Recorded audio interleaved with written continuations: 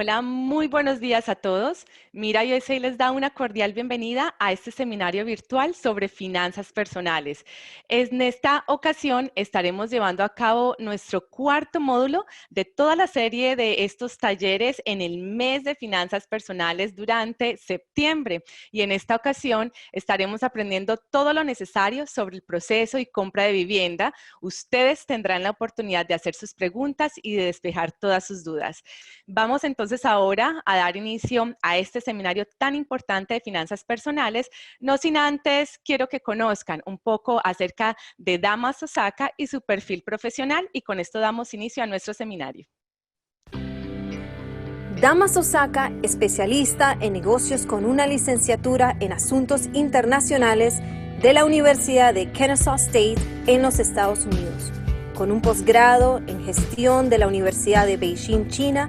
Asimismo, tiene un máster en administración de empresas de la Universidad de Purdue, Estados Unidos, y un máster en gestión de la Universidad de Tilburg de los Países Bajos.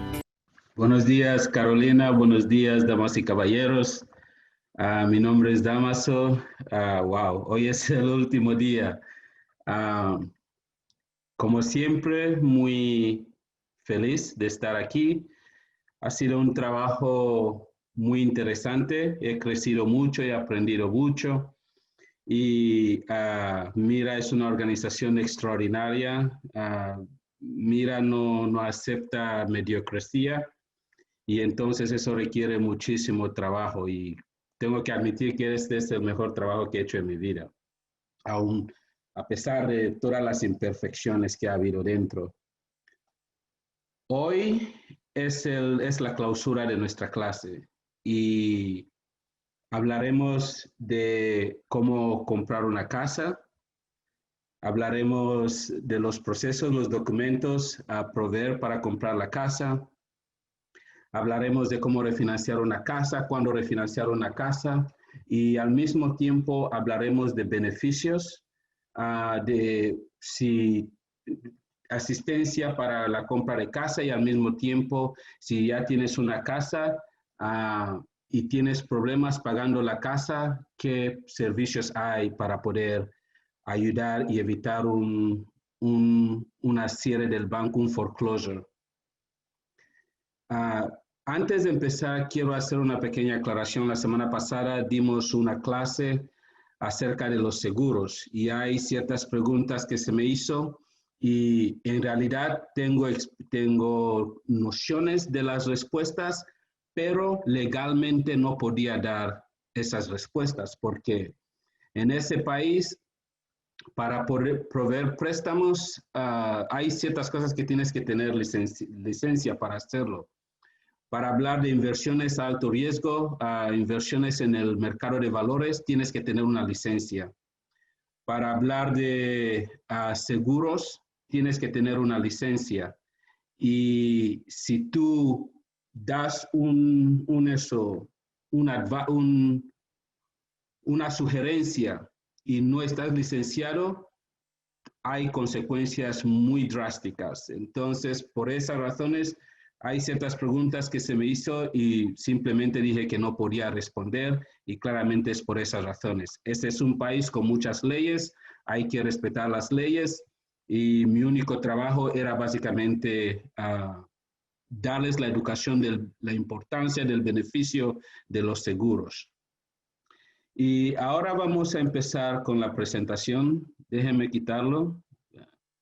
Ok, finanzas personales.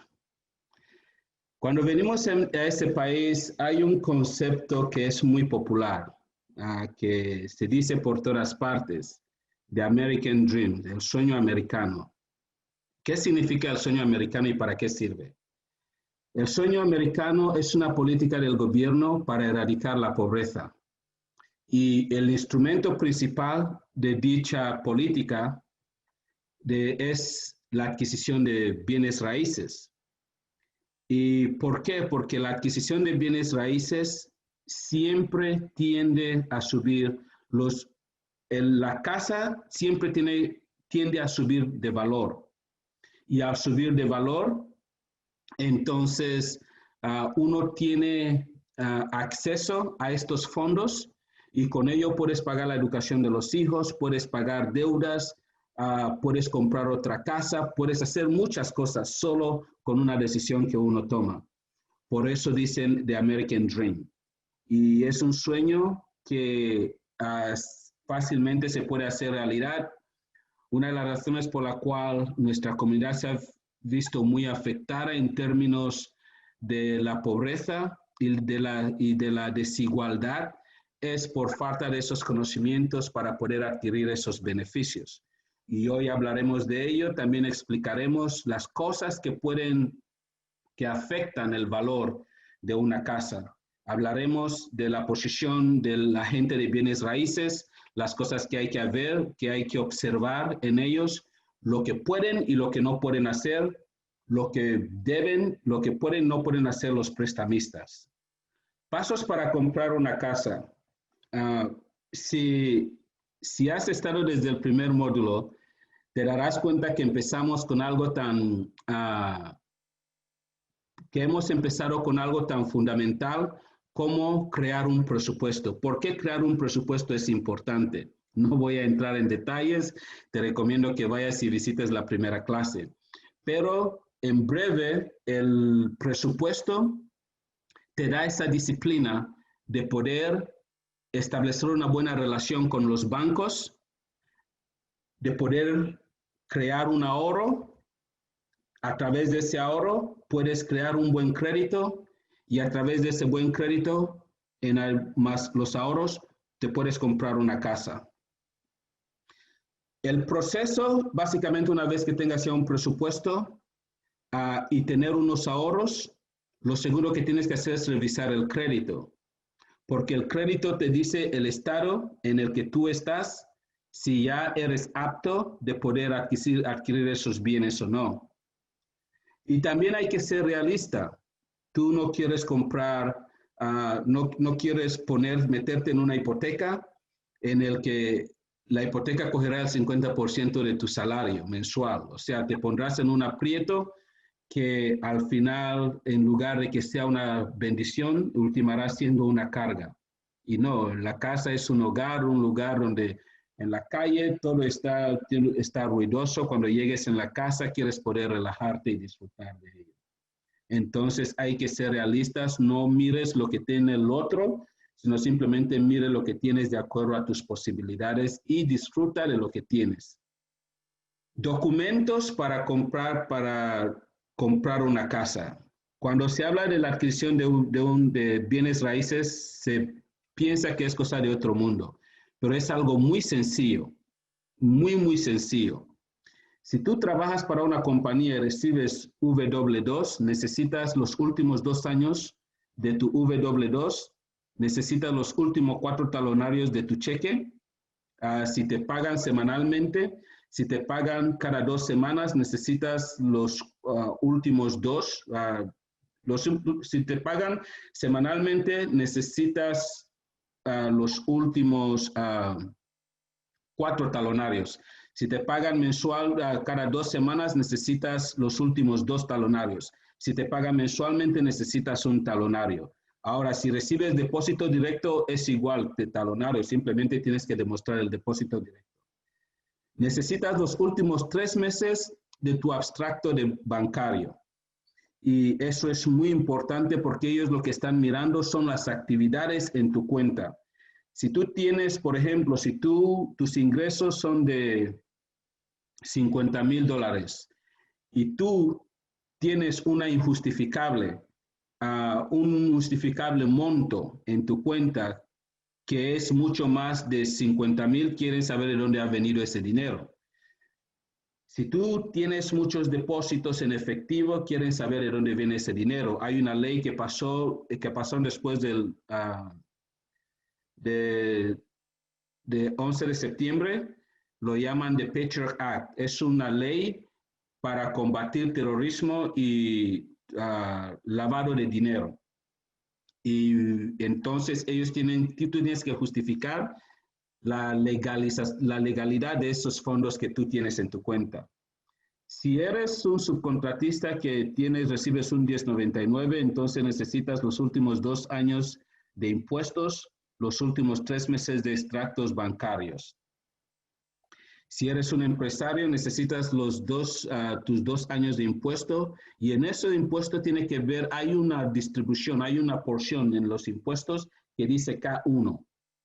Eso también tiene que estar reflejado los últimos 3 meses de extractos bancarios. Si eres W2, ellos se basan en el salario anual que tú haces antes de los impuestos, que lo llaman en inglés el gross income. Si tú eres contratista, ellos hacen un promedio, porque recuerda, necesita los últimos 2 años de impuestos. Entonces, si el año pasado ganaste 50,000 y el primer año, el año pasado ganaste 50,000, ese año has ganado 50,000, entonces ellos suman 50,000 más 50,000 son 100,000. Entre 2, ese es tu salario, que es 50,000. Si ganaste 40,000 y ese año 100,000, entonces son 140,000, lo dividen entre 2, el promedio, este es tu salario. Y al igual que si eres un 1099. Como verán, es un proceso muy fácil. Aquí ya hablamos de esa pregunta, qué es lo que se revisa en los abstractos bancarios. Simplemente tienes que poder justificar el dinero que tienes para el pago inicial de la casa. Eso es para asegurarse de que no estás haciendo un lavado de dinero. Y mucha gente en nuestra comunidad, yo trabajé en hipotecas hace unos años atrás en la institución con la que trabajo, y 10 de cada 10 aplicantes en nuestra comunidad que aplicaban, solo uno calificaba. O sea, es triste, pero es la verdad. ¿Por qué? Por muchas razones. Entre esas razones, la persona guardaba su dinero en la casa y tiene que poner el pago inicial, va a depositar el dinero. Ese dinero no sirve, no se puede coger. Otra razón, la persona fue a avalar, fue a hacer un cosigner para un carro de 18,000 y ahora la persona dejó de pagar el carro. El banco lo ha cogido a esa persona, ya no califica porque le han reposeído unos bienes, que significa que no tiene la capacidad, el riesgo es muy alto. Otra es que la persona cobra 60,000 y tiene un carro de $40,000. Entonces, no puede sostener esa deuda adicional. Y muchas otras razones más. ¿Y por qué? Por la falta de conocimientos. Y eso se explica con más detalle en el segundo módulo, que es créditos. Ahí se explicó con mucho más detalle. Y entonces están mirando en tu abstracto bancario justificaciones de los fondos que tienes para el down payment. Y también están mirando si tienes actividades ilegítimas, cuestionables, en tu cuenta. Y revisar el crédito. Por ley, una vez al año, tú puedes tener acceso a los 3 credit bureaus sin que te cueste nada. Es gratuito. Tú puedes ir a annualcreditreport.com y ahí tienes que responder unas preguntas que solo tú puedes responder y te mandarán el reportaje de crédito. O simplemente puedes llamar a 1-877-322-8228. Eso no te afecta el crédito. Recuerda, tienes que monitorear tu crédito constantemente, mínimamente cada mes. Cada mes tienes que revisarlo. Muchos bancos ofrecen esos beneficios que tú puedes revisar tu crédito y no te cuesta nada, no te afecta el crédito en absoluto. y eso te permite estar al día. Si hay algunas anomalías, tú puedes automáticamente detectarlo y hacer el dispute. Una vez que tengas ese proceso, tienes ya los documentos en puesto, tienes ya el ahorro, ya has identificado cuánto puedes pagar de acuerdo a tus ingresos. Otra cosa que se me olvidó es que el down payment tú puedes recibir ayuda de familiares. Es decir, tu tío puede darte, lo llaman gift. Tu tío puede darte dinero, pero es para la primera casa. Tu hermano puede darte dinero, tus padres pueden darte dinero. Y para los que son padres que están viendo esta clase, que tienen hijos jóvenes, o para los jóvenes que están en la clase, yo lo que recomendaría es que en lugar de que tú salgas de la casa de tus padres o tú vayas y adquieres tu propio apartamento, cómprate un condominio, un apartamento. Te puede costar como 100,000, 150,000 de 2 habitaciones, 2 baños. El pago mensual posiblemente te cueste no más de unos 600, 800 dólares y te buscas un roommate. El roommate paga 600 dólares al mes, básicamente están pagando por tu hipoteca. Y en lugar de que vayas y alquiles un apartamento de 2 habitaciones que te costará mínimamente 1,400 dólares. Ahí tienes tu hogar propio, tienes un roommate, te están ayudando a pagar la casa y al mismo tiempo estás construyendo un equity en la casa. Estás siendo una persona muy sabia. Es lo que yo recomendaría. Sería la manera más sabia y en lugar de que ponerse en problemas en comprar coches muy caros que al final no te benefician en nada. Hay varios tipos de préstamos, pero hoy nos vamos a concentrar en los básicos, que son el Conventional Loan, el FHA, el USDA y el VA.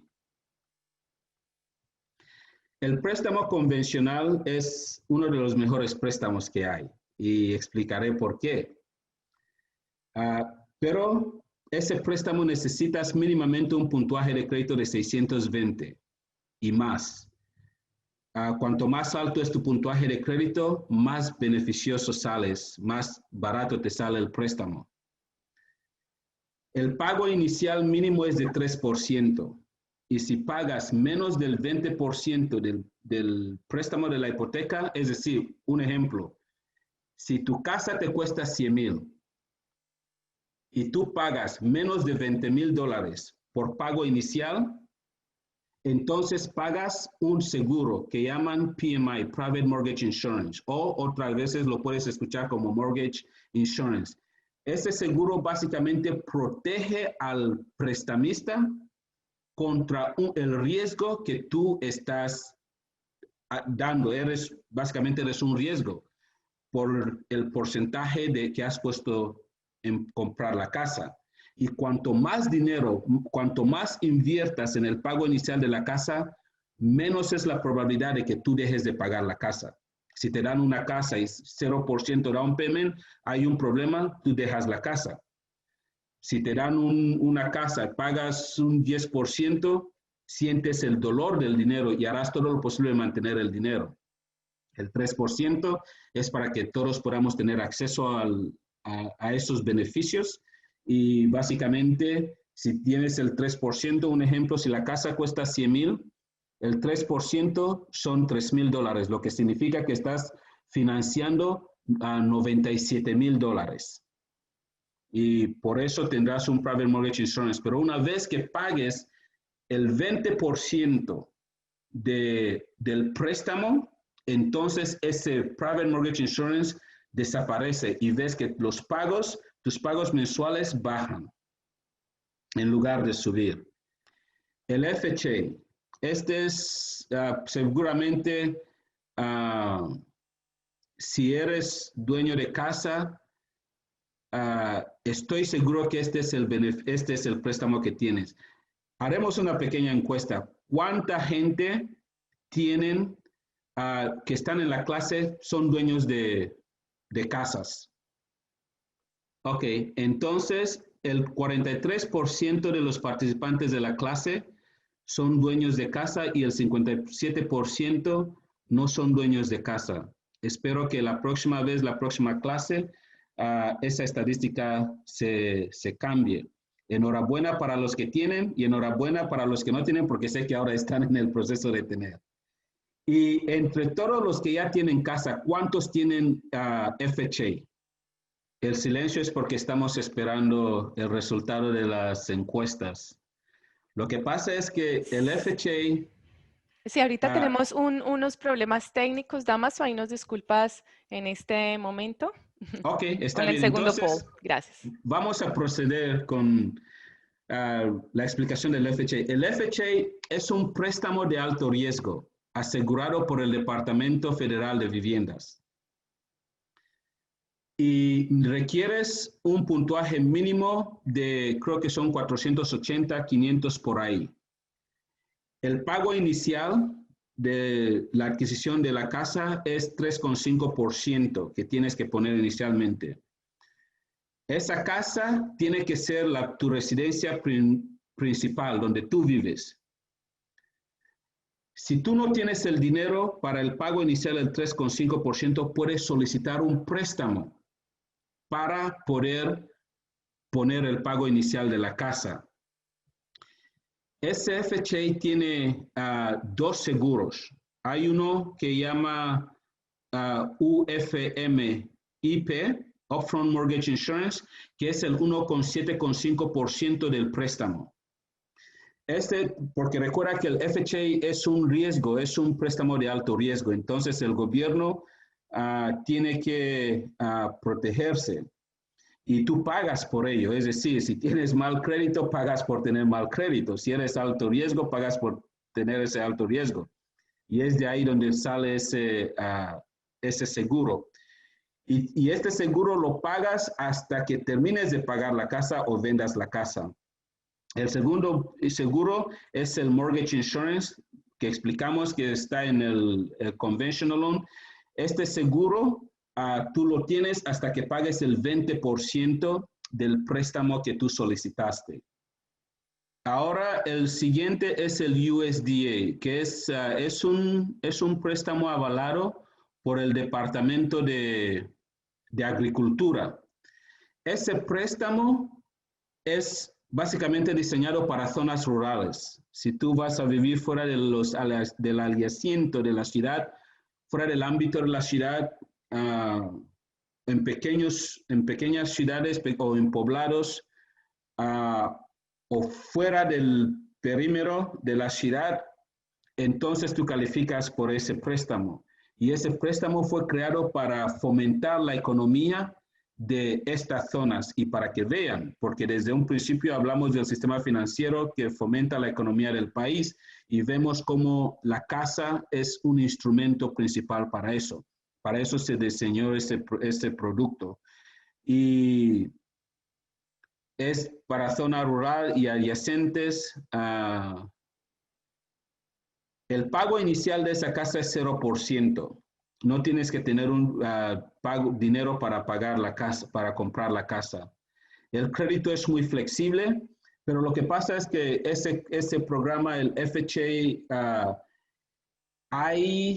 el gobierno no administra esos programas, sino más bien los bancos los administran. O sea, el banco puede poner un criterio mínimo.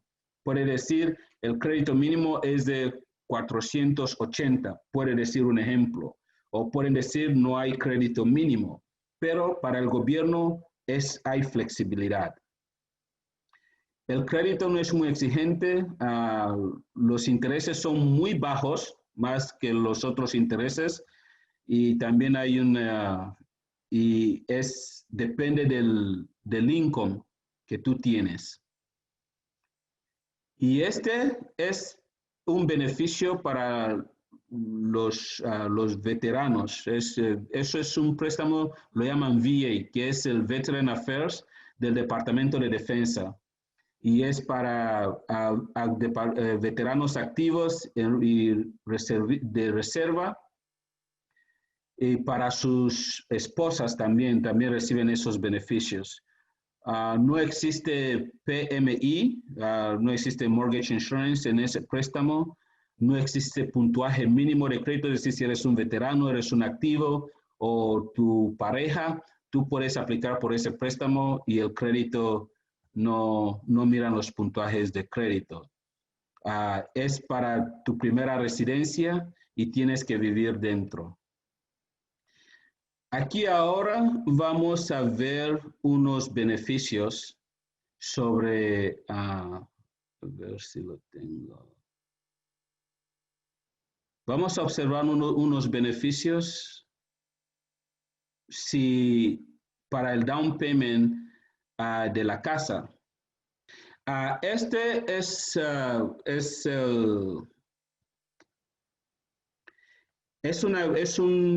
un recurso del gobierno que te ayuda en muchas cosas. ¿Qué hacen? Si vas aquí, What We Do, te dicen, te ayudan para evitar para evitar foreclosure. Es decir, si tú tienes problemas pagando por tu casa, puedes ir aquí y ellos te ayudan.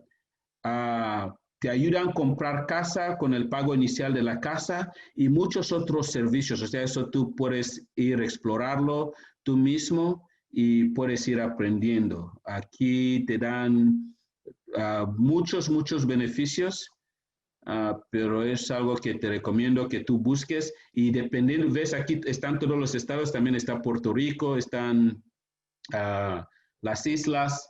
Tú simplemente eliges el estado de donde eres. Yo soy de Georgia, puedo elegir Georgia y aquí me da toda la información acerca de Georgia. Este es un recurso. Mucha gente tiene casas y llegas a tener problemas pagando la casa por ciertas circunstancias y entonces lo que haces, en lugar de sentar por falta de información, busca información. Hay muchos recursos que te ayudan para que tú no tengas que perder tu casa. Y aquí también este es el mismo, es básicamente lo mismo. Y aquí si voy, estamos en el estado de Georgia. A ver, Georgia. Haces un clic sobre el estado de Georgia, por ejemplo, tienes problemas pagando tu hipoteca. En lugar de esperar que el banco venga a coger la casa, simplemente vas ahí y buscas la ayuda. Y aquí empieza a enseñarte todos los lugares en Georgia donde proveen estos servicios. Y esos servicios es dinero que sale del gobierno. El gobierno tiene fondos para esos programas. Y entonces esas organizaciones están licenciados. Algunos son, es el mismo estado, otros son organizaciones no gubernamentales. Un ejemplo como Mira, Mira no hace esas cosas, pero estoy dando un ejemplo de una organización no gubernamental. Organizaciones, por ejemplo, aquí yo vivo en Atlanta.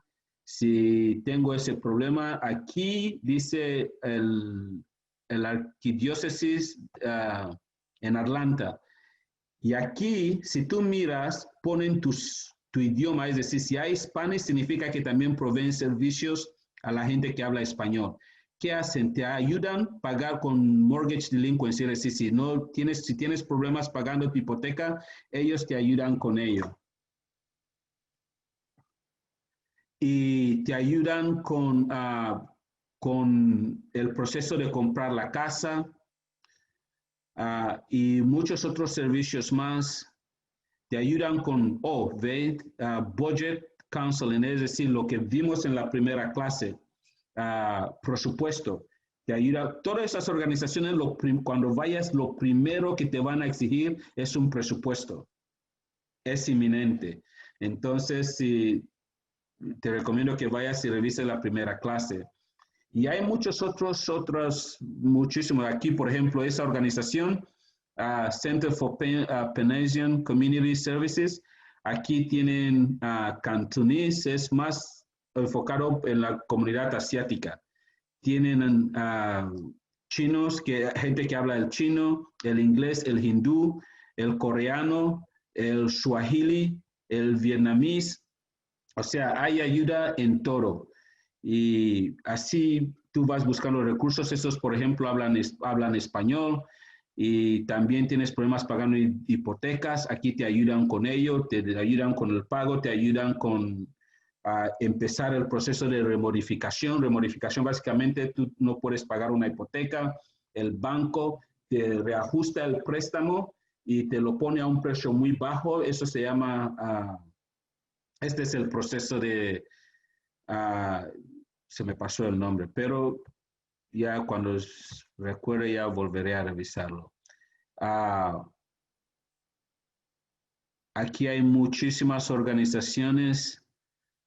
Creo que hay otra, Operation Hope. John Brian Hope es una organización muy buena. Conozco al dueño.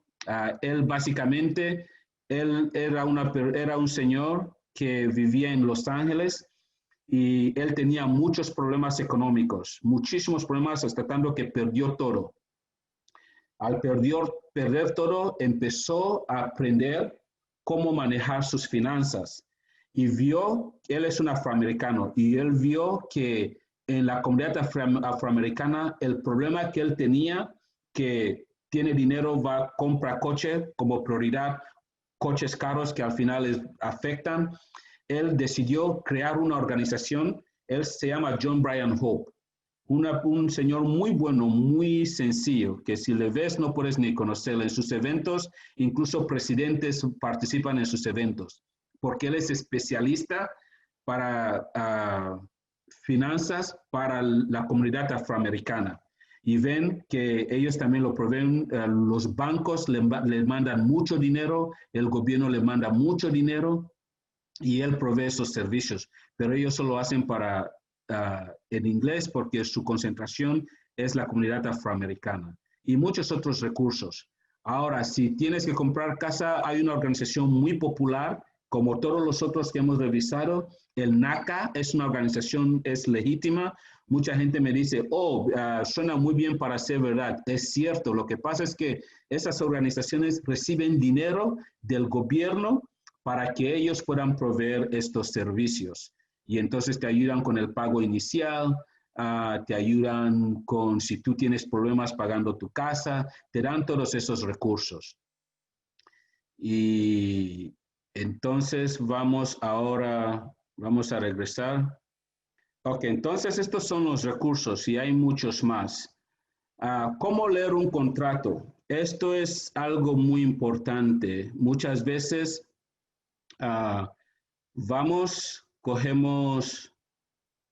solicitamos préstamos y no entendemos cómo leerlo. Este es el ejemplo de un préstamo. Vamos a decir que es el préstamo de Damas Osaka. Damas Osaka solicitó un préstamo para comprar una hipoteca. Y entonces hizo una preaprobación y este es el contrato que le dieron. Vamos a observar los puntos importantes que hay que revisar en un contrato de casa. Y luego explicaremos el problema con ese contrato, el problema que yo he tenido, cómo he perdido dinero y cómo podría haber evitado eso. La casa cuesta $338,990 la que quiero comprar. Y entonces el interés es de 3,25%. Pero lo que pasa es que cuando escuchamos el interés, este no es el costo más importante. El costo más importante es el APR, que es el Annual Percentage Rate. Lo que eso hace es coger todos los costos del préstamo, lo añade dentro del préstamo y entonces eso es lo que tú pagas anualmente. Y vamos a ver el costo de eso. El pago mensual, eso es el pago principal, intereses $1,448,58. Aquí dice que si quiero pagar la casa al contado, no hay ni una penalidad. Balloon no tiene Balloon Program. A ver.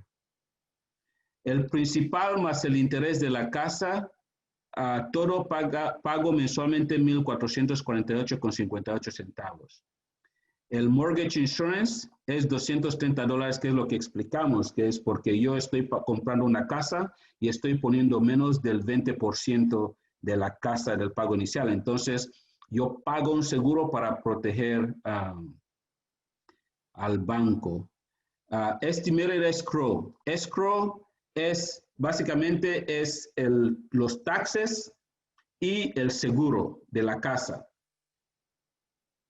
Hay dos maneras que puedes pagar tu escrow.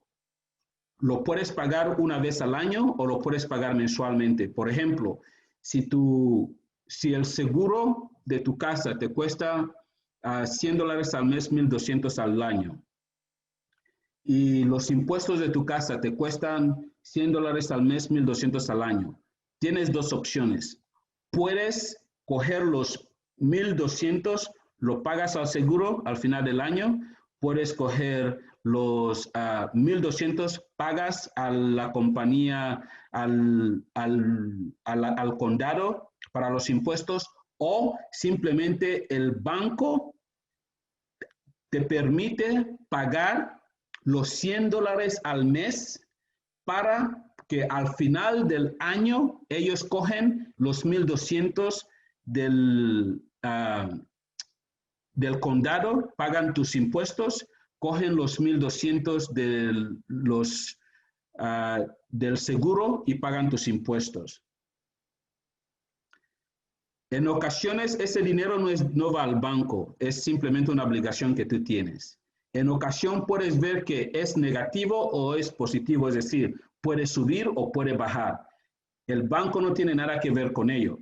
Si los impuestos en tu condado suben, los impuestos de tu casa suben, entonces el escrow sube.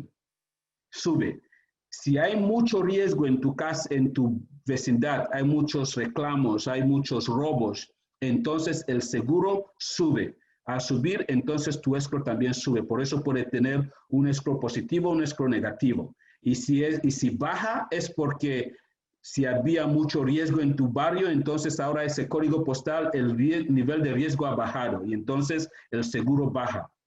O si tus impuestos bajan, es mala señal, significa que el valor de tu casa también está bajando. Aquí dice que Estimated Taxes and Insurance Assessment, ellos están estimando que podría salir como unos $905 al mes. Property taxes, sí, homeowner insurance, algunos HOA es cuando tú vives en una vecindad y ellos deciden que tú vas a pagar tal cantidad de dinero, quieras o no, y esa gente suele tener mucho poder. Pueden incluso, si tú no pagas tu HOA, pueden incluso vender tu casa. Y a veces uno no sabe ni qué hacen con el dinero. A ver, cost of closing. Aquí dice que el costo total que yo tengo que pagar es $32,763. Es lo que tengo que pagar. Eso incluye $15,453 en el costo estimado del préstamo, $17,310 en otros costos. Y dice que estimadamente tengo que pagar $15,277 para cerrar. Ahora, vamos a analizar esos costos. Eso es muy importante.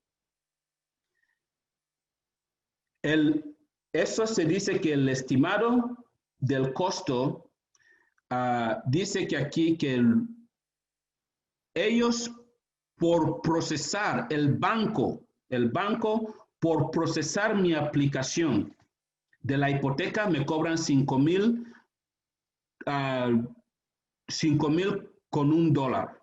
Es lo que me cobran por procesar la aplicación. Eso no tiene sentido. Dice carrier fee, es decir, cuando ellos te mandan por ejemplo, ellos te mandan los documentos para que tú los firmes por DHL o FedEx, ellos te cobran $175. Y bien yo sepa, FedEx no te cuesta más de $40, $50. Documents, prepaid fee, preparation fee, para que ellos te preparen los documentos del préstamo te cobran $460. Origination fee, es decir, ellos te están cobrando $3,271 para procesar tu aplicación. El processing fee, $400, o sea, no voy a ir más en detalle, pero la compañía, el banco o la institución financiera te está cobrando $5,001 para procesar tu aplicación. Eso es lo que tenemos que tener, para procesar mi aplicación, lo que tenemos que tener en cuenta. Y esto es negociable. Vamos a explicar por qué. Esto dice que estos servicios no son negociables. Mortgage Insurance Premium, es decir, eso es lo que te cuesta. Y aquí servicios que tú puedes comprar fuera, closing fees, counter fee, courier fee, y es lo mismo, lenders, title insurance y todo lo demás. Esos son los servicios. Aquí no voy a entrar en mucho detalle, solamente les estoy explicando cómo leer los contratos. Él dice que el total de todos los costos es $15,453. Y después vamos aquí a otros costos. Esto es taxes, eso no puedes negociarlo, es el gobierno. Eso es prepagado Homeowner Insurance Premium, Mortgage Insurance Premium, Prepaid Interest. Es decir, cada día que tiene el préstamo, que yo tengo el préstamo, pago $29.64 diariamente por tener el préstamo. Y aquí no tiene property taxes, flood insurance, en caso si tienen inundaciones en la zona donde vivo. Aquí es initial escrow payment. Escrow, básicamente explicamos lo que era el escrow. Homeowner insurance, mortgage insurance, property taxes, community development, todo eso te cuesta $3,000 y pico. Builder fee, eso es lo lindo. Aquí, la gente que construye la casa,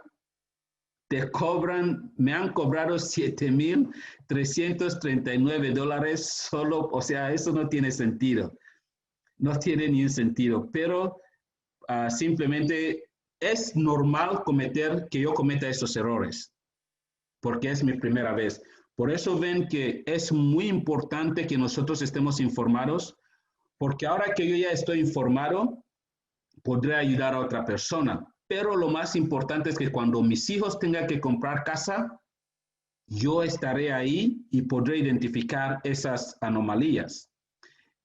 No es normal que yo cometa ese mismo error la segunda vez. No es normal, pero la primera vez es normal. Alguien tiene que pagar, la primera generación tiene que pagar y está bien que yo pague. Total auto cost, $17,000 total cost. Lender credit, no hay. Y aquí dice total closing cost, el total de los costos de cierre es $32,763. Y de todo ese dinero que yo pago, $32,763, el pago inicial es $6,141. Entonces, ¿dónde ha ido todo ese dinero que he puesto? Me lo han robado. Pero ellos han sido más astutos que yo, han sabido manipular las cosas, han sabido jugar con los números y al final esto es lo que me ha costado. Aquí dice que en 5 años, si pagas los pagos mínimos, pagarás $116,000, where is my mind? 116, bueno, ustedes ya lo leen, ya se explican. Eso es lo que pagas en 5 años en interés. O sea, es lo que vas pagando. Oh, no expliqué el APR. Ok, el APR, ven que ese número aquí es diferente a este número. Este es el costo real del préstamo. Y entonces, cuando tú solicitas préstamo, el prestamista tiene que explicarte esto en detalle. El annual percentage rate es la ley. Si ellos dicen el APR, han infringido la ley y tú puedes no firmar los documentos y simplemente les puedes denunciar porque te han mentido.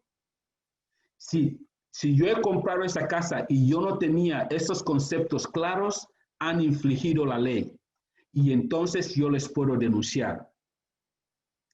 Y por eso es muy importante que conozcamos nuestros derechos. Y pues ya, esto es, eso es el ejemplo de un contrato que hemos leído. Y ahora vamos a continuar.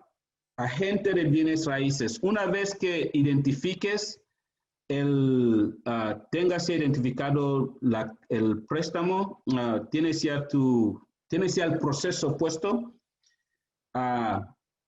vas al banco. Es muy importante. La razón por la cual yo fui víctima de ese banco es porque solamente fui a ese banco y solicité préstamo con esa compañía. Y viendo ese contrato me da de entender que no es un banco tradicional, porque muchos de esas pequeñas compañías, ellos hacen muchas infracciones de la ley les pilla, les dan multa, les pierden su licencia, vienen unos años después, abren otra compañía. Pero una institución financiera, un banco grande, no puede hacerlo, porque perderían mucho más. Tienes que solicitar mínimamente 3 bancos, 3 organizaciones financieras. ¿Por qué? La primera vez que haces la solicitud es cuando te quitan el hard pull del préstamo, es cuando te afecta el crédito. Después, creo que es durante 2 semanas. Todo lo que tú solicites de préstamo de hipotecas no te afecta el crédito. Lo llaman un soft pull. ¿Qué es lo que eso hace? Permite que yo, por ejemplo, coja ese contrato. Por ejemplo, tengo 3 bancos a los que solicité. Banco Muñoz, Banco Carolina, Banco Damaso. Y entonces Banco Damaso me da esta oferta. Y la segunda mejor oferta es Banco Carolina. Entonces yo cojo mi Banco Carolina y Banco Muñoz me dan mejor oferta. Claramente cualquiera me daría algo mejor que lo que me ha dado Banco Damaso. Y entonces yo cojo la oferta de Banco Carolina, la doy a Banco Muñoz, porque el Banco Carolina me da mejor oferta, seguido por Banco Muñoz. Y entonces Banco Muñoz, ya que quiere mi negocio, hemos visto lo que yo pagaría en 5 años, ya que ellos quieren mi negocio, ellos van y igualan. Ellos dan una mejor oferta de lo que ha ofrecido Banco Carolina. Y entonces cojo esa oferta de Banco Muñoz, lo llevo otra vez a Banco Carolina. Digo, Banco Carolina, ¿ves? Banco Muñoz me está ofreciendo eso. Y Banco Carolina dirá, ok, yo te daré una mejor oferta. Y es así como tú ganas. Y eso evita esos costos injustos. Y muchas veces los builders te dicen, te vamos a dar 10,000. Hay un lugar ahí que decía que me daban, no sé si 7,000. Pero cuando tú analizas los costos, ellos han vuelto a incrementar los 10,000 dentro de los costos y al final yo último pagando 32,000 y el pago inicial de la casa es solamente 6,000. Y entonces, ¿dónde han ido los $15,000, los 10 y pico mil dólares? ¿Dónde ha ido? Ellos han podido manipular el sistema. Pero en cambio, de ser que estaba bien informado y había hecho varias aplicaciones, eso me hubiese sido estaría en mejores posiciones. Una vez que identifiques el banco te da una carta que llaman pre-approval. Es decir, que estás de acuerdo a las condiciones que tú les has proveído y han revisado tu crédito, se estima de que tú puedes calificar por tal cantidad. Y entonces es cuando coges ese documento, lo llevas a la gente de bienes raíces. Una cosa que yo he experimentado, sobre todo en nuestra comunidad, es que mucha gente entregan los documentos y hacen que la gente de bienes raíces les haga las negociaciones de los préstamos. Eso es ilegal.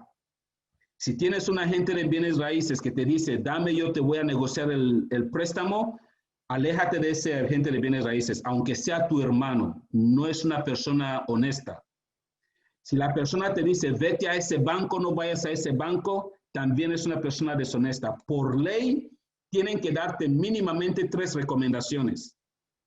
¿Por qué? Porque ellos no pueden, el agente de bienes raíces no puede ser la persona que negocie tus préstamos, porque es conflicto de interés. 1, 2, el agente de bienes raíces no tiene la facultad, los conocimientos, la licencia de poder explicarte esos términos.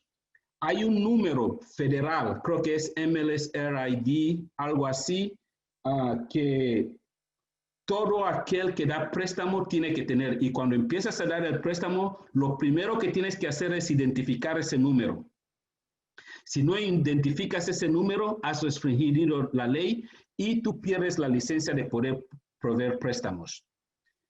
El trabajo del agente de bienes y raíces es buscarte la casa y negociar mejores términos para la casa. Más de eso no tiene esa facultad.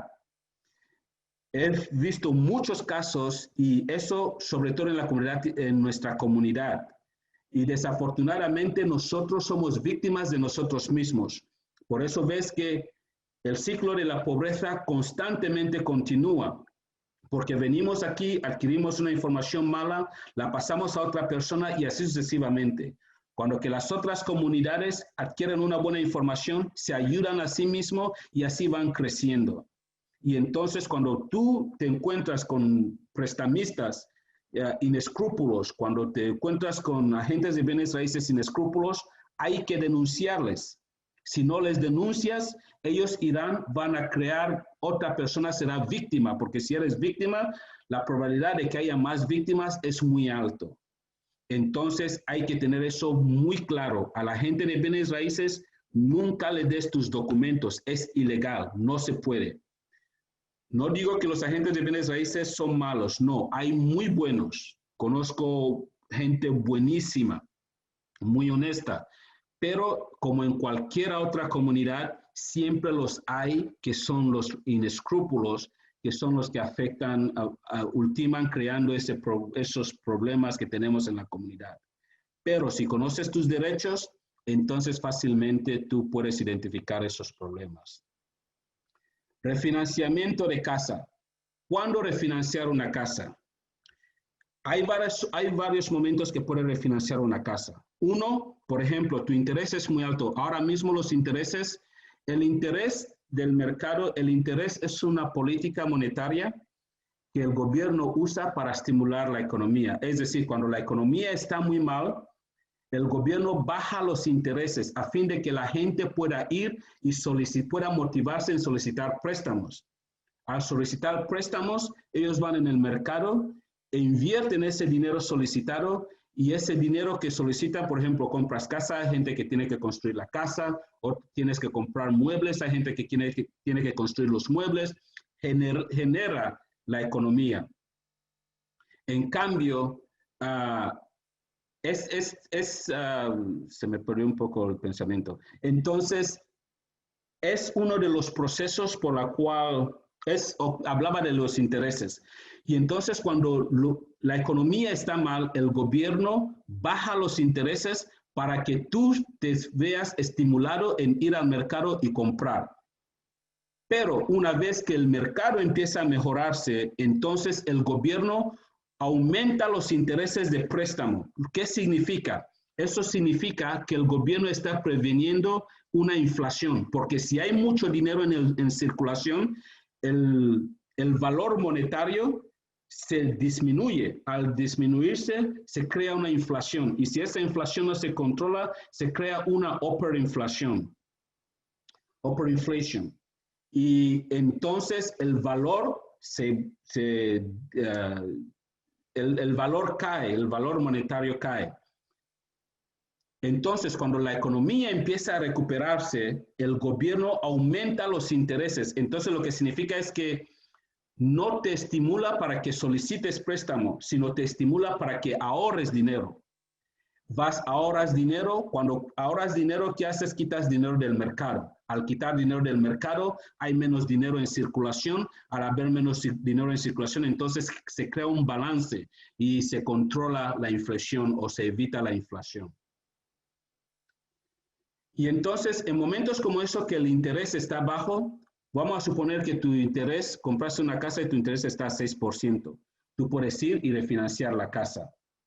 Es una razón de refinanciar porque el interés es el costo básicamente de la casa. Es una opción. Otra opción es que tú tienes muchas deudas. Tienes deuda de carro, tienes deuda estudiantil, tienes deudas de tarjetas de crédito, tienes todas esas deudas y estás agobiado. Y entonces compraste la casa a 100,000, un ejemplo, y la casa ahora el valor está a 220,000.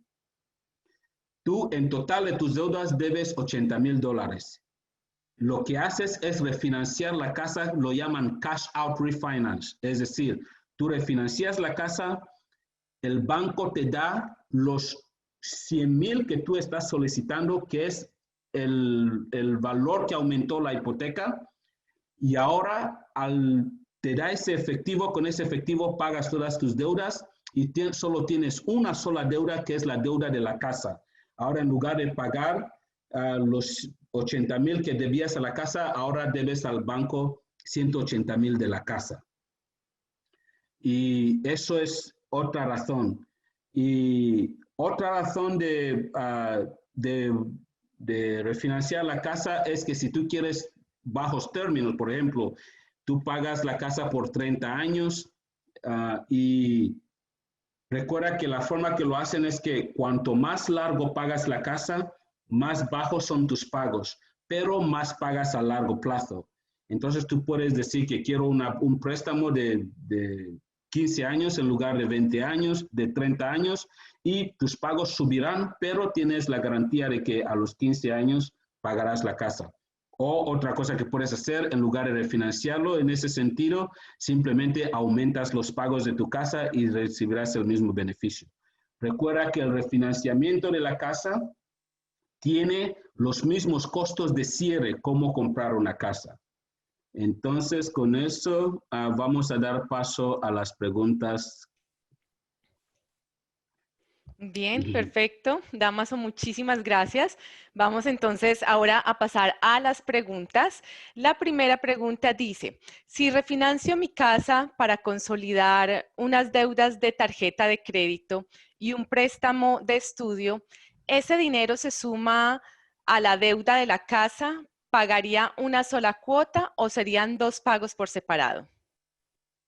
Muy buena pregunta.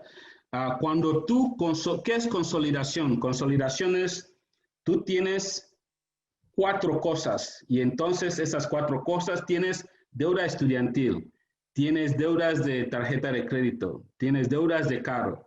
Cada deuda te cuesta muchísimo dinero. Tienes que pagar interés, tienes que pagar, o sea, te cuesta muchísimo. Y entonces lo que haces para ahorrar dinero, haces un refinanciamiento de la casa para consolidar todas esas deudas. Es decir, del equity de la casa, tú quitas el dinero que necesitas para hacer esos pagos. Haces esos pagos, una vez que hagas los pagos, entonces debes al banco, por ejemplo, si la casa te costaba 100,000, pagaste ya 20,000, debías 80,000, has cogido $100,000 del equity de la casa. Tú no debes al banco 80,000 y después otro préstamo 100,000. No, debes al banco un solo préstamo. Ahora, tu préstamo con el banco ya es 180,000 en lugar de 80,000. Yo creo que muchas veces se confunde con el HELOC, el Home Equity Line of Credit. Eso es completamente diferente. El Home Equity Line of Credit es una segunda hipoteca y eso personalmente yo no lo haría. Preferiría ir al banco y coger un Unsecured Line of Credit que coger un HELOC, un Equity Line of Credit. Yo creo que de ahí viene la confusión, pero no, la consolidación es un solo préstamo y solo debes al banco un préstamo con un solo interés fijo y entonces eso te da ese alivio que necesitabas. Bien, Damaso, gracias. Les recordamos a todos también hacer sus preguntas usando la herramienta QIA, que como pueden ver debajo en sus pantallas, en la parte inferior, allí aparecerán. Seguimos entonces con las preguntas, Damaso. ¿Ese dinero de la refinanciación también se difiere a 30 años? El dinero, bueno, me supongo que la pregunta es si, esa pregunta creo que es la misma que la anterior. A ver, ¿cómo puedo hacerlo? ¿Se ve bien eso, Carolina?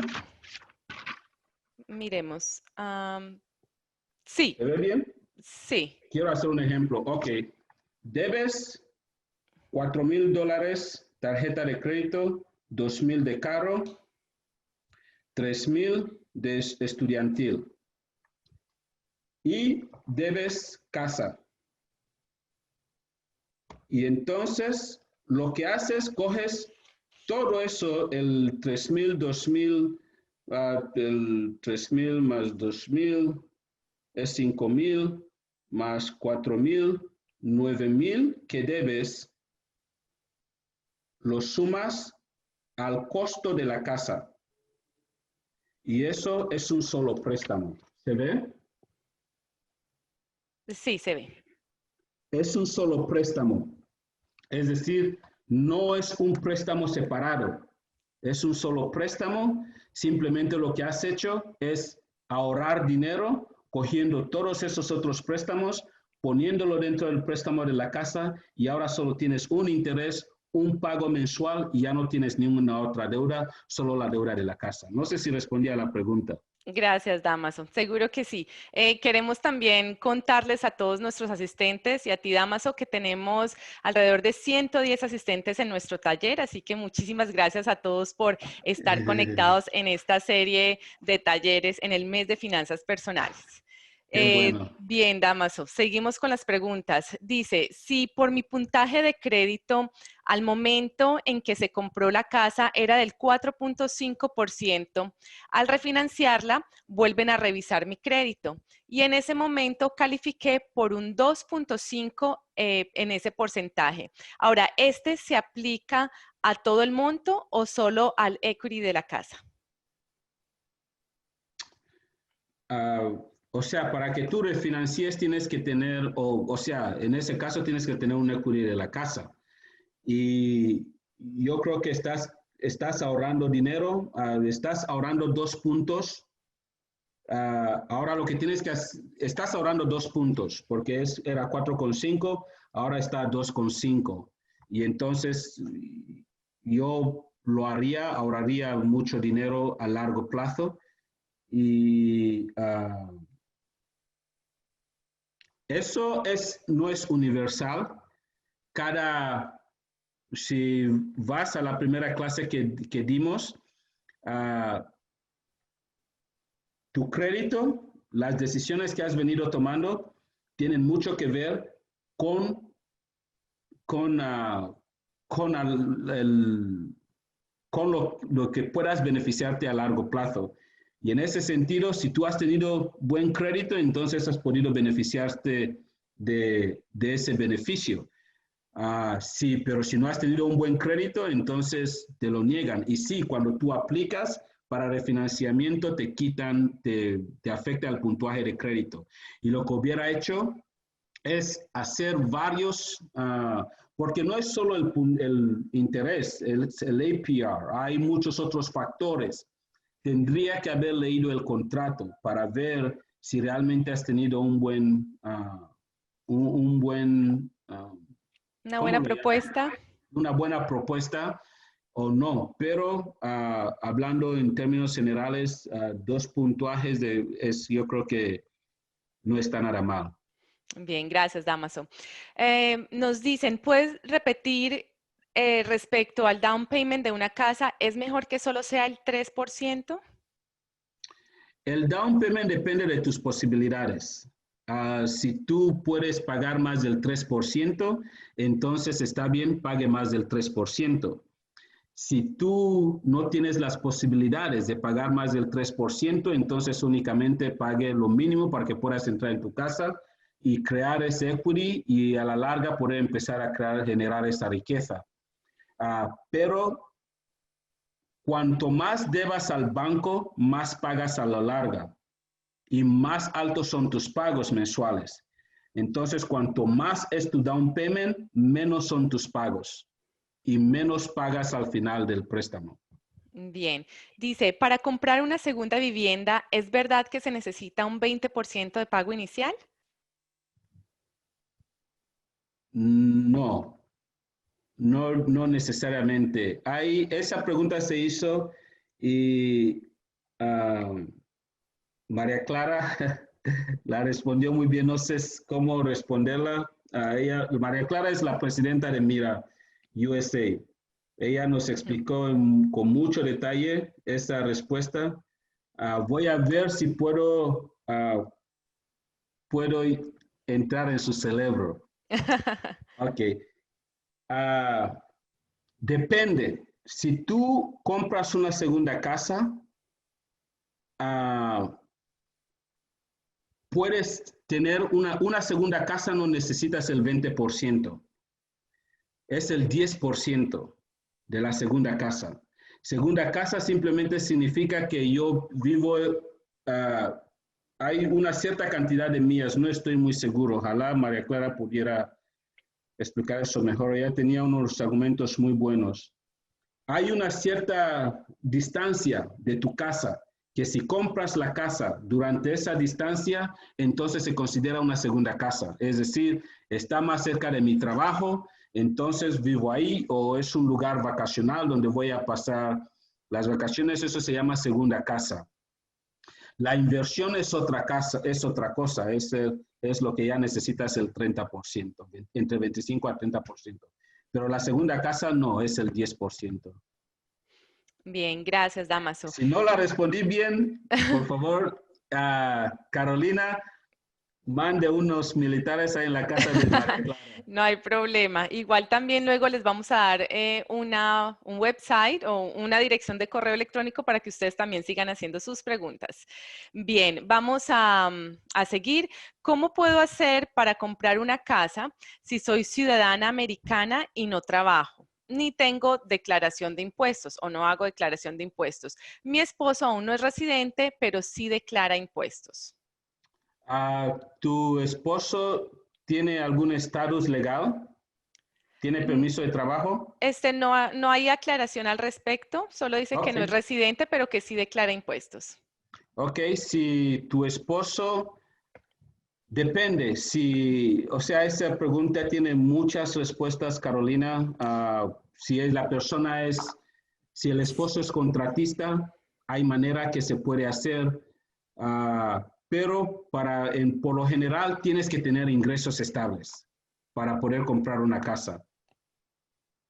Ok, perfecto. Sigamos, Damaso. Dice, uno puede negociar todos los fees o todos los cargos de los que hablaste. Nos están preguntando que cuáles puntos son negociables del contrato que mostraste.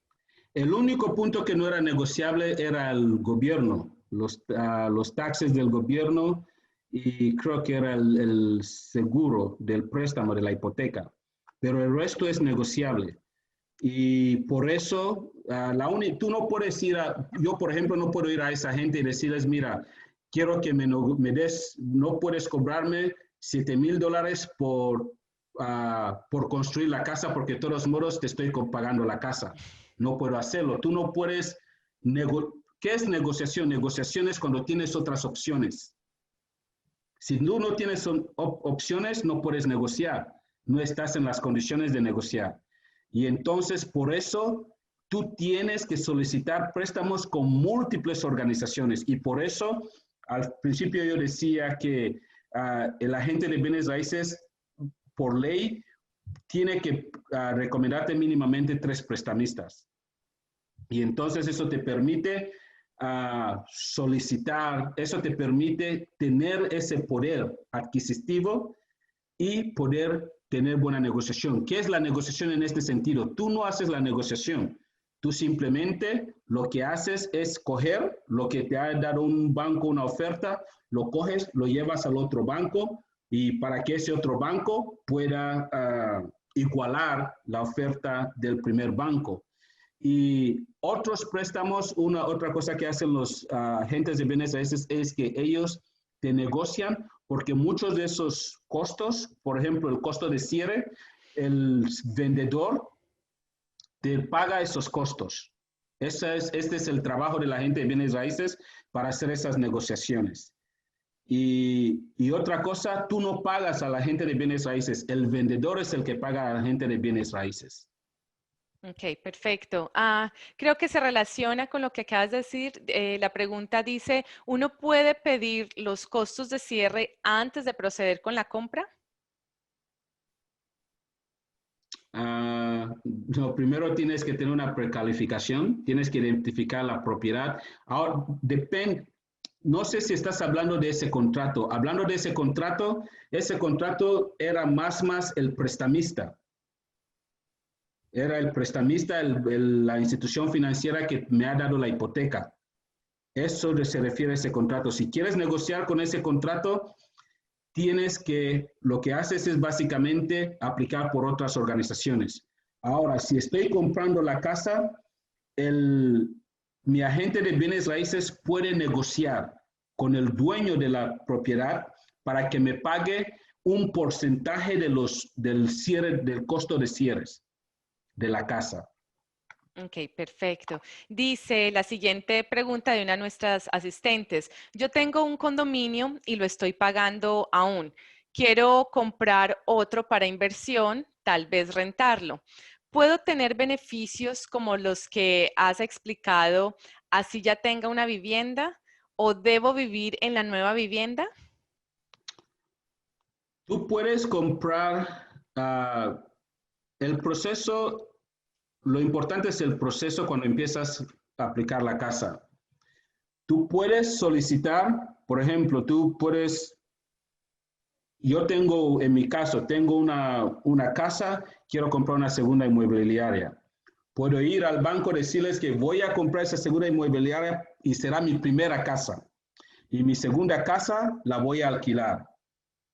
Y entonces yo recibo esos beneficios como primera casa y sería el 3%. Pero si es segunda casa, entonces es 10%. Si es inversión, entonces es entre 25 al 30% y a veces más.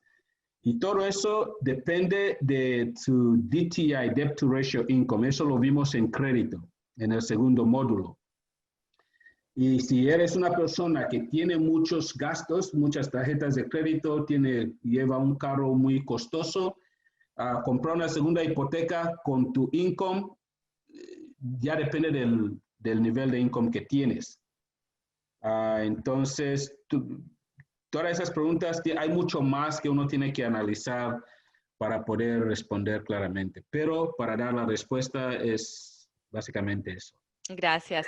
Bien, ¿cuántas veces puedo refinanciar una casa si estoy tratando de bajar la deuda?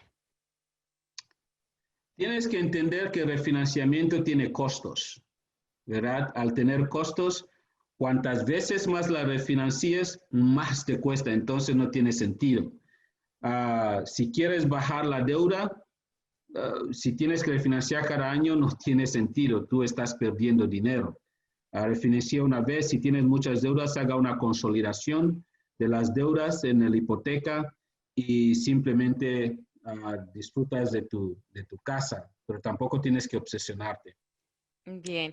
Dice, ¿cuál es el interés para crédito de vivienda en este momento? No sé, cada perfil es diferente. Mi perfil es diferente al tuyo. Hay muchos factores que determinan el interés que adquieres. Por ejemplo, si yo trabajo y cobro $80,000, tengo un carro de $60,000, tengo una casa de $400,000.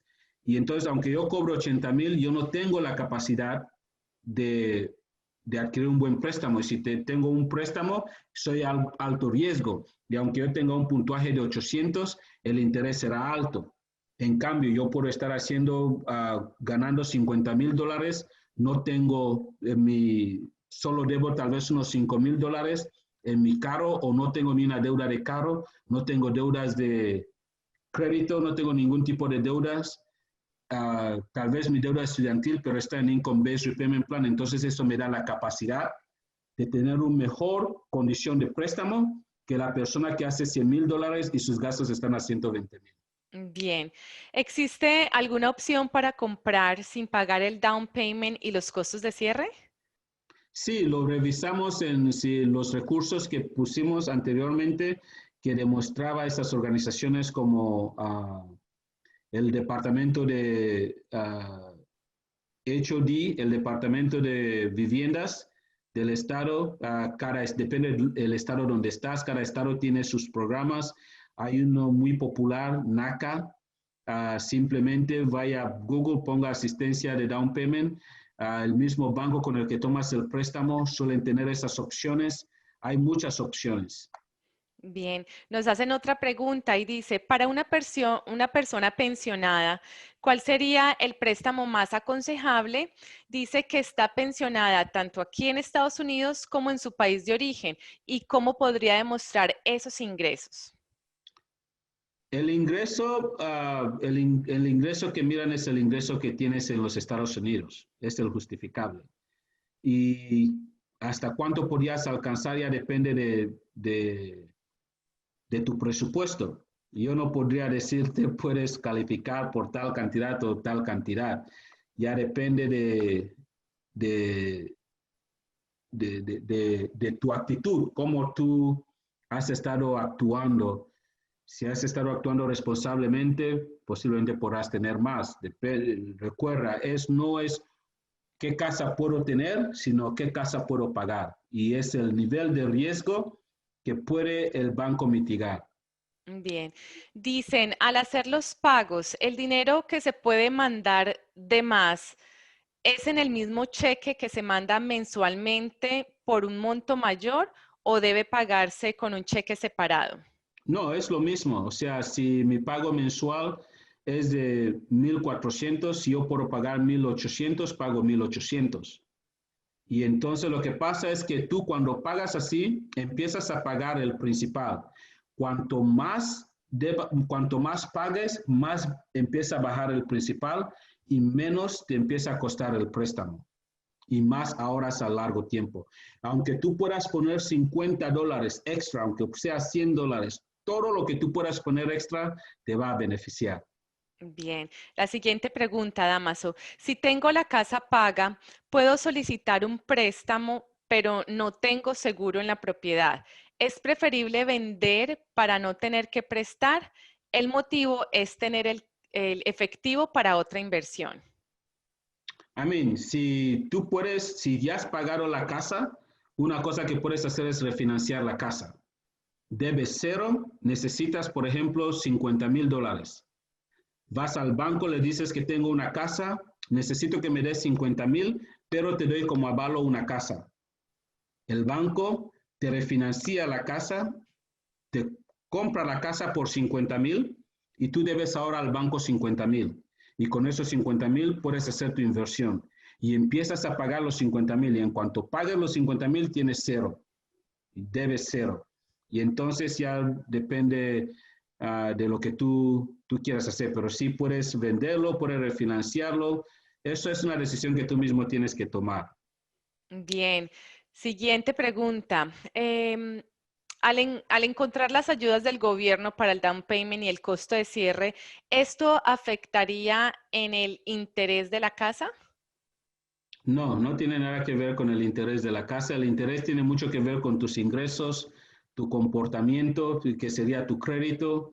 Si eres alto riesgo, no recuerda, el interés es riesgo. Cuanto más alto es el riesgo que tú corres para el banco, más alto es tu interés. Y eso no lo hacen arbitrariamente, eso lo hacen a través del Credit Bureau.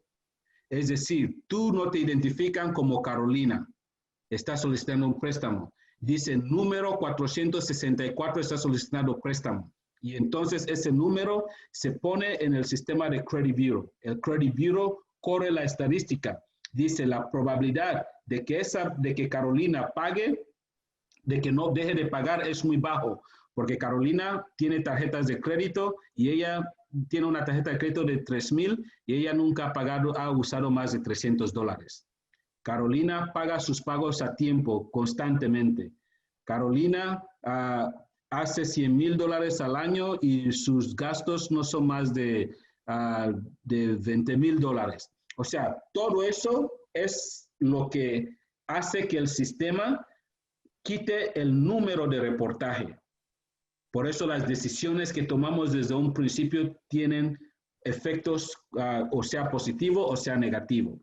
Y entonces eso es lo que se calcula, eso es el puntaje es el interés. El interés depende del riesgo. Si eres alto riesgo, entonces el interés es alto. Y eso también existe en el seguro de carro, en el seguro de la casa, de la hipoteca. Todo eso depende del puntaje de crédito y no solo eso, sino también los comportamientos. Visite la segunda clase y ahí se explica muy claramente los puntajes de crédito. Gracias, Damaso. Y ahora que mencionas esto, pues precisamente en nuestras redes sociales, en nuestro canal de YouTube, ustedes pueden ir y mirar cada una de las sesiones. Allí están grabadas y ustedes pueden acceder fácilmente si quizá no tuvieron la facilidad de estar en los sábados anteriores. Así que los invitamos a visitar nuestras páginas de internet. Bien, sigamos. Dice, si vendí mi casa hace 3 años, hoy no soy dueña de casa. Y si quiero ir a la página de NACA o HUD, puedo recibir los beneficios para comprar mi casa. ¿Necesito ir a diferentes bancos para tener varias opciones o solo estaría bien con ir a NACA y a HUD? Si vas a NACA tienen sus propias hipotecas. Si vas a NACA no te va a dar un préstamo malo, o sea, ellos no lo van a hacer. Son gente muy responsable, reciben dinero del gobierno, de instituciones financieras. Ellos son gente responsable, no te van a robar. Entonces, si vas a NACA, te darán el mejor préstamo que puedan darte y muchas NACA, el Habitat for Humanity, del Carter Center, ellos tienen sus propias hipotecas. Si vas al HUD, ellos tienen prestamistas que participan en esos programas. Entonces, si vas a HUD, ellos te darán una lista de prestamistas, te dicen banco A, banco B, banco C, banco D, participan en nuestro programa. Entonces, tú puedes ir solicitar préstamo con todos esos bancos. Okay. Puedes solicitar préstamo con un banco y después el resto sigues solicitando para poder tener el mejor plan. Recuerda que lo que te están ofreciendo el HUD es el down payment, no el interés. Okay. Y entonces cuando negocias con varios bancos te dan un mejor, puedes tener mejor interés y con NACA no tienes ese problema, simplemente ellos te hacen todo. Perfecto. Ahora dice, perdí una propiedad hace unos años, ya no aparece en mi crédito. ¿Podría comprar casa de nuevo con estos beneficios de compra por primera vez? Sí, puedes comprar una casa si ya no está en tu crédito y si ya desapareció, básicamente estar a 7 años, después de 7 años, el gobierno te da la oportunidad de empezar de nuevo. Entonces tienes que empezar a reconstruir crédito y todos esos beneficios. Sí, puedes solicitar préstamo. Excelente. Ahora, si estamos planeando en el futuro comprar casa, en el momento de comprar la casa, ¿se puede consolidar el préstamo estudiantil también? Supongo que al tener solo un interés es mejor, pero también depende del porcentaje de interés de la casa, ¿verdad? Tú no puedes comprar la casa y decirles, también debo mis deudas estudiantiles pagarlo. No. Eso es consolidación. Visite el crédito y se explica en mucho detalle lo que son las consolidaciones. Eso es cuando tú ya tienes la casa y el valor de tu casa sube. Hay algo que llaman equity. El equity básicamente significa que el valor de tu casa ha subido y eso puede ser por muchos factores. Un ejemplo,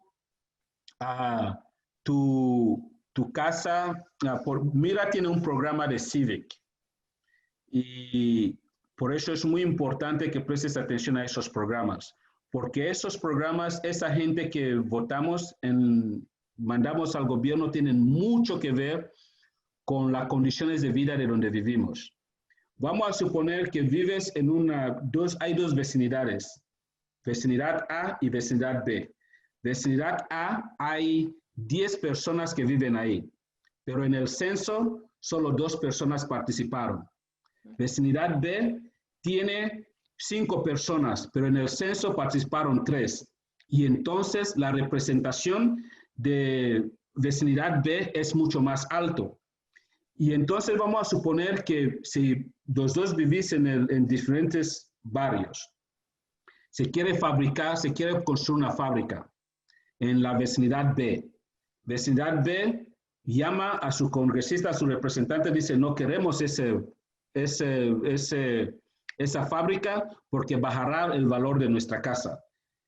Y entonces el congresista va a advocar para que esa fábrica vaya a la vecinidad A. Y entonces los valores de la casa de vecinidad A caen. Pero el valor de casa de la vecinidad B mantiene su valor. Y entonces también puede ser por otra cosa, es el district school. Por ejemplo, si una vecindad B tiene un buen district school, porque cuando los congresistas van al Senado, hay unos fondos que proveen, y por eso están los censos, y mandan el dinero. Y entonces los que más tengan representaciones, ahí es donde más se invierte en el dinero. Y por eso tienen las mejores escuelas, y tienen las mejores escuelas, los mejores vecinidades, menos crímenes. Y eso es lo que sube el valor. Entonces, esa vecindad tiene buenas escuelas, y al tener buenas escuelas, cada padre quiere que sus hijos tengan buena educación. Y en esa vecindad solo hay una casa que está en venta. Y esa casa que está en venta, hay 10 padres que quieren vivir en esa casa. Y entonces hay una guerra de apuestas. Esa guerra de apuestas es el valor de la casa. Y ahora, si tú tienes el valor, la hipoteca en la casa, tú ahora puedes refinanciar para poder adquirir ese beneficio de poder consolidar los préstamos estudiantiles.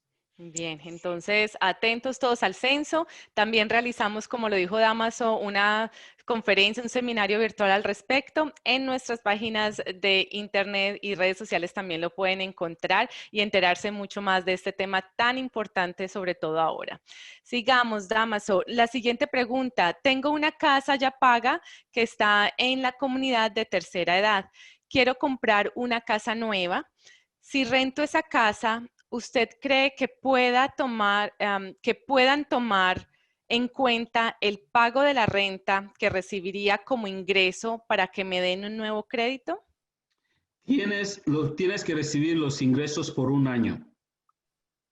O sea, tienen que pagarlo por un año, y recomiendo que lo hagan en tu cuenta mensualmente.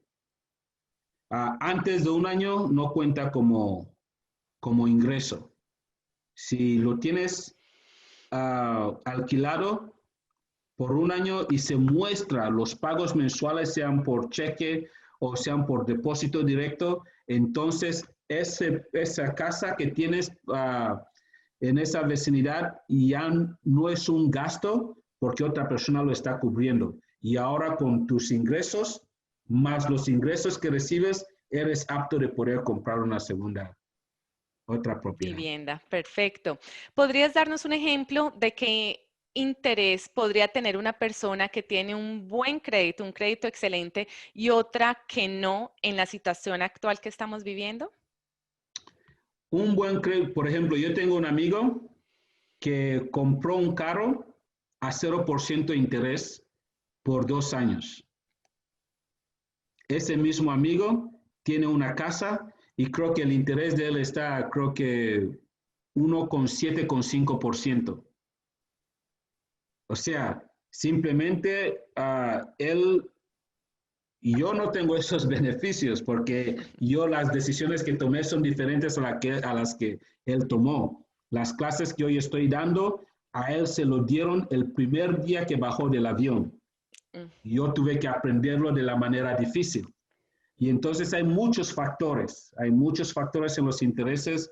Él no es una persona que él cobra, creo que es como unos 100 y pico de miles con su familia, en total hacen más de 200,000, pero el carro de ellos conducen un Honda que creo que les costó como 10,000, o sea, no tienen grandes gastos, o sea, tienen suficiente dinero y además de eso tienen buenas reservas, tienen buen crédito, no son un riesgo y entonces gente como esa obviamente tienen los mejores intereses.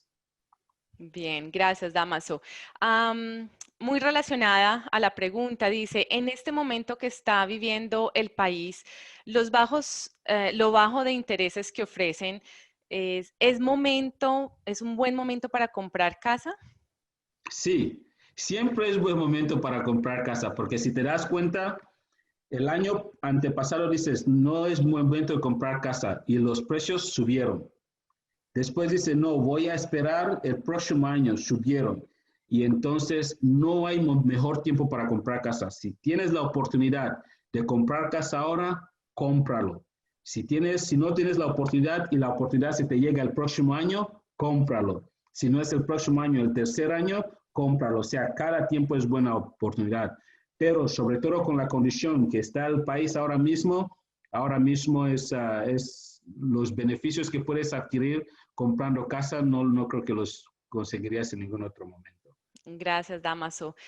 Todos están también muy agradecidos por esta información tan valiosa en cuanto van haciendo sus preguntas. Dice, nosotros ya llevamos pagando la casa unos 15 a 16 años. Ya terminamos de pagar los intereses y dice que quieren comenzar a pagar al principal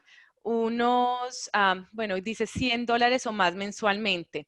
¿Estos pagos extras se hacen en el mismo pago que se mandan mensualmente y dicen que quieren pagar la casa lo más pronto posible? Tú no puedes pagar los intereses sin pagar el principal. Es un mito que está recorriendo ahí. No tiene lógica, porque recuerda que el riesgo es el interés y el riesgo está en el préstamo. Mientras tanto que que tengas préstamo, tienes que pagar interés. O sea, no hay manera que uno pueda decir, pago el interés y ya no debo interés, solo pago el principal. No tiene lógica. Y lo que sí, el costo del interés baja de acuerdo a que va bajando el costo de la hipoteca. Vamos a decir un ejemplo. El 10% de $1,000 es más que el 10% de $500. El 10% de $500 es más que el 10% de $1. ¿Verdad? Es una lógica. El 10% de $1,000 creo que son $100. ¿Verdad? Y el 10% de $1, ¿qué es? Bueno, mis matemáticas no son las mejores. Calculadora. Sí, entonces haces tus propios cálculos, pero tú no puedes pagar los intereses debiendo el principal. Simplemente siga pagando, haga más pagos de lo que puedas pagar, de lo que te piden lo mínimo. El problema es cuando solo haces los pagos mínimos. Ahí sí el costo te va a costar muchísimo. Siempre pague más de lo mínimo. Bien. ¿Sería aconsejable mejor hacer préstamo de refinanciación con una entidad grande como un banco reconocido o una agencia pequeña, la cual puede conseguir préstamos de diferentes entidades bancarias en todo el país? Tú hablas de un broker. Por eso hay que, otra vez voy a repetirlo, no solicites préstamo de un solo banco ni de una sola institución. Solicite múltiples, porque, por ejemplo, lo que me he dado cuenta es que los brokers, la mayoría dan préstamo FHA. Y si prestas atención en esa clase, explicamos que el FHA es un préstamo de alto riesgo que lleva consigo dos tipos de seguros. Es decir, es un préstamo caro. Si tú tienes la calificación de tener un conventional loan y tienes un FHA, o sea, hay muchas condiciones, pero para que tú puedas mitigar y beneficiarte, tienes que aplicar por varias organizaciones. Aplique por el broker y al mismo tiempo aplique por otras instituciones, los bancos, porque los bancos tienen mucho más que perder que esos brokers. Los brokers, otra cosa, con los bancos, tú coges la hipoteca, ellos procesan la hipoteca, ellos mantienen la hipoteca. Si tienes problema mañana con la hipoteca, tú les llamas y ellos te lo arreglan.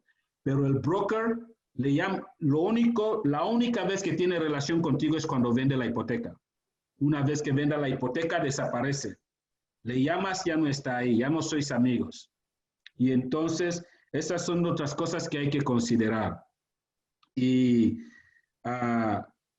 hay que ser una persona responsable. Yo aplicaría por cuanto más pueda y de ahí hacer el análisis, porque el interés tampoco es todo. Hay muchos otros factores.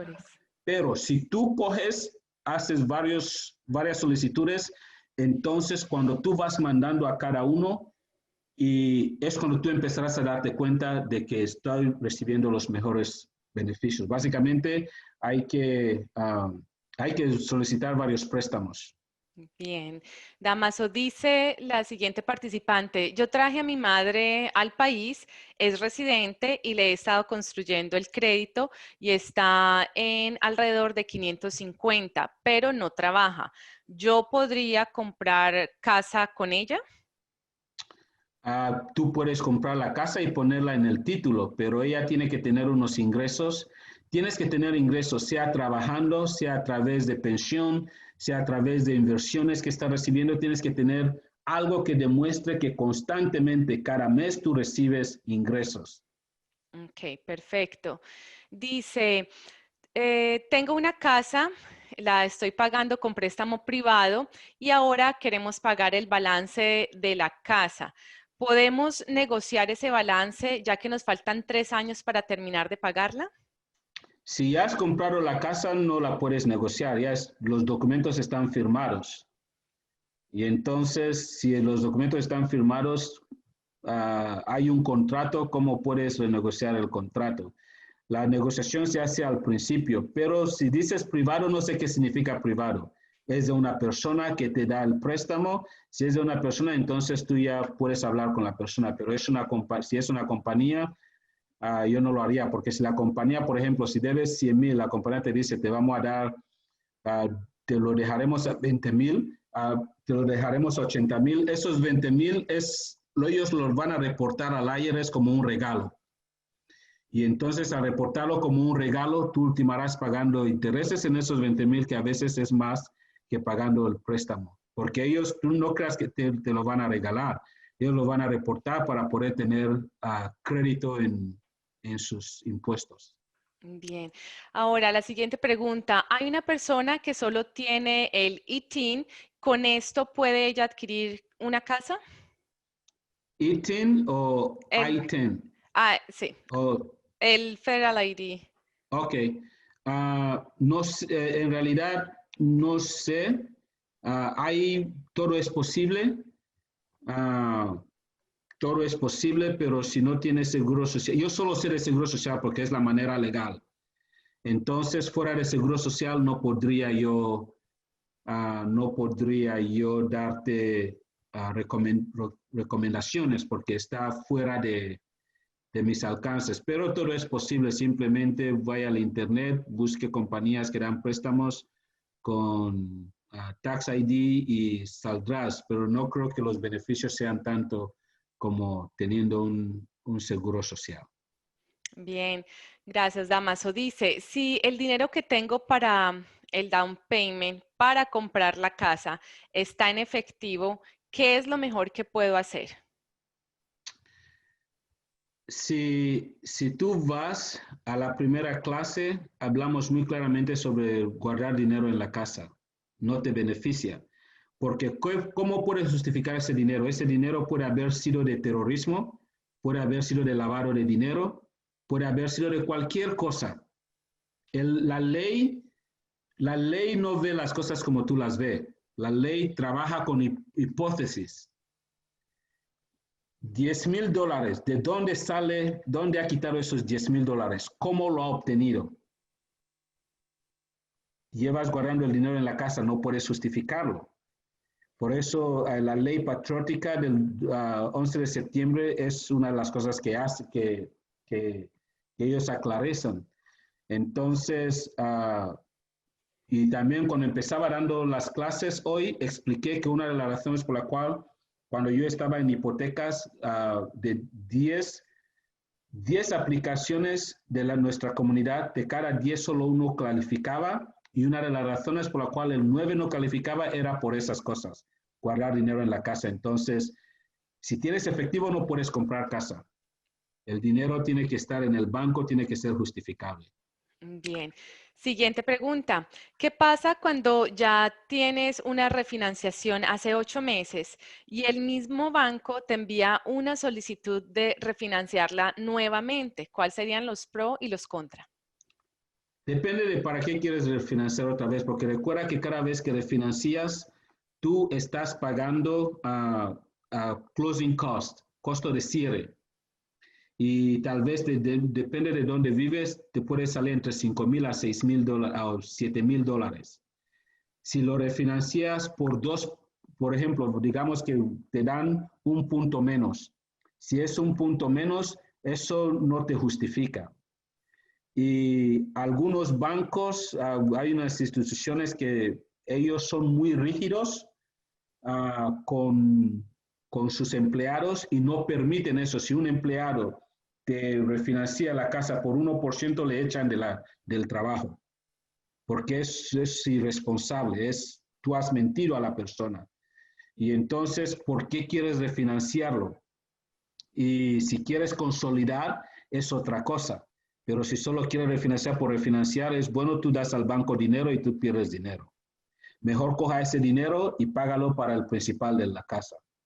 Bien.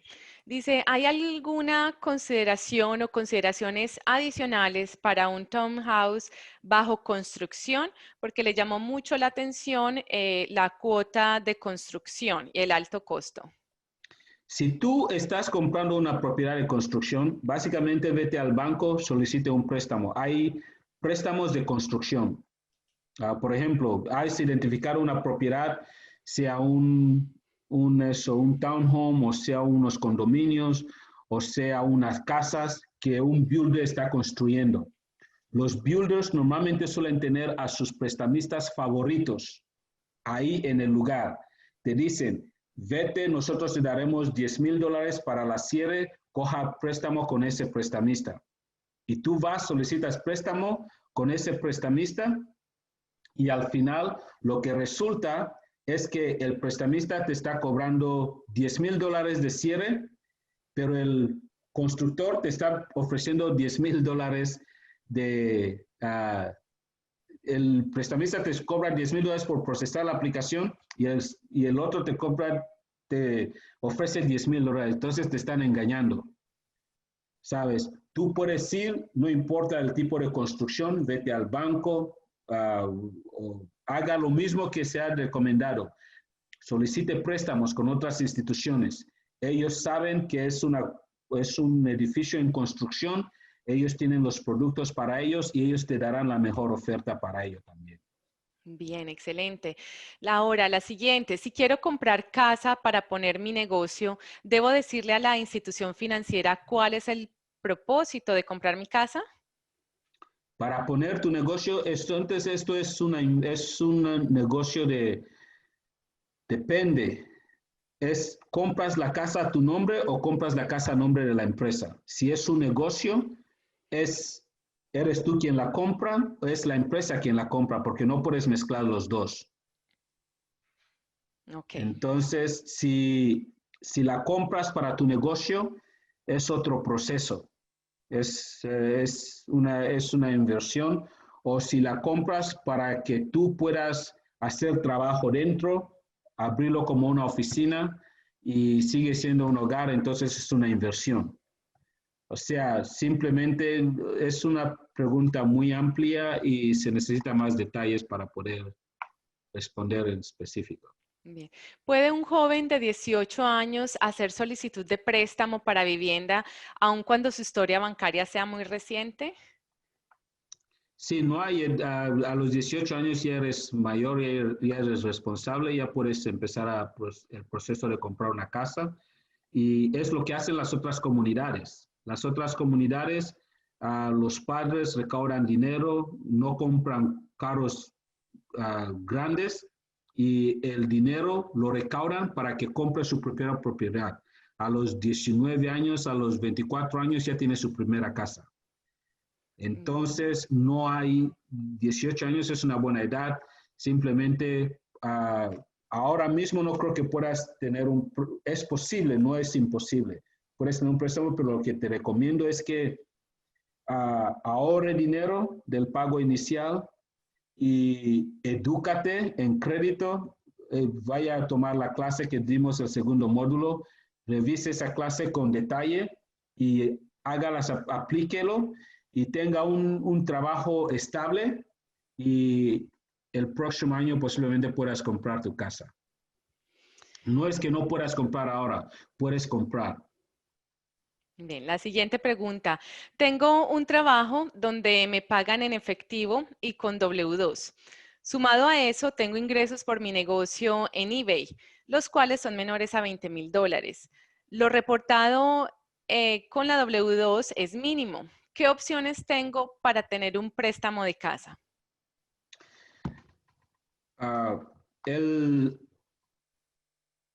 El efectivo, el único ingreso que cuenta es lo que tú reportas.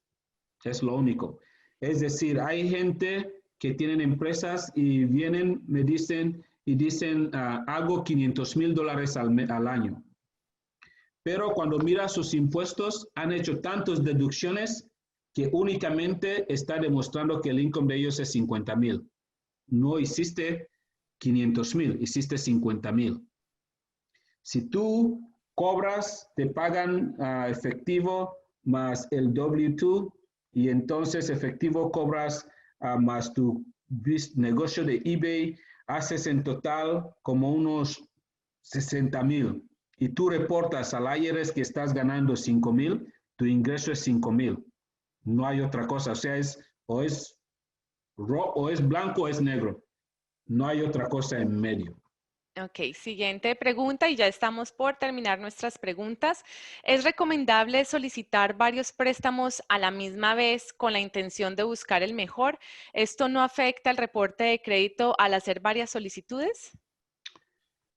La primera solicitud es la única que afecta tu crédito. Las otras solicitudes no afectan tu crédito, lo llaman soft pull. Es una ley del gobierno. ¿Por qué? Porque ellos entienden que comprar casa y comprar carro son costos muy caros. Y entonces el gobierno quiere que estés bien informado, que tengas la mejor opción. Y por eso te permite que haces una primera solicitud. Por ejemplo, vas a Banco Carolina. Cuando Banco Carolina quita tu crédito, automáticamente te afecta el crédito. Pero cuando vas a Banco Muñoz o Banco Damaso, eso ya no te afecta al crédito, pero si esperas, hay una ventana de tiempo, creo que son 2 semanas. Si tú vas donde Banco Carolina hoy y esperas un mes después, vas a Banco Damaso, entonces te afecta el crédito. Hay que ser diligente, hay que ser astuto. Lo haces hoy, si tú lo solicitaste hoy, entre una semana solicita el resto y no te afecta el crédito. Bien, dice, ¿es verdad que es mejor comprar un terreno y construir que una casa ya construida? No puedo decir si es mejor o es peor, pero es una opción que tú mismo tienes que decidir. Una cosa que tienes que tener en cuenta son los riesgos del proyecto. Los proyectos, si has manejado un proyecto, sabes que los proyectos son estimaciones, se estima, se estipula, son probabilidades. ¿Qué son probabilidades? Probabilidad no es una ciencia inexacta. Lo que eso implica es que, por ejemplo, compras un terreno y la vas a construir. El constructor te dice, te va a costar $500,000 para construirlo, y lo construimos en un año. Pero durante ese año, ahora llega la pandemia de COVID-19. La gente ya no puede trabajar.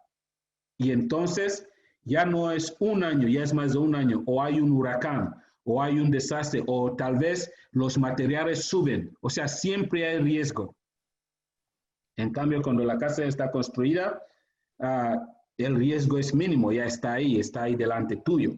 O sea, es dependiendo del nivel de riesgo, de tu tolerancia de riesgo, pero si construyes casa o compras casa, es una opción que tú haces y depende de ti. Y también puedo decirte que los bancos que dan préstamos para construir casas son muy pocos por esos riesgos.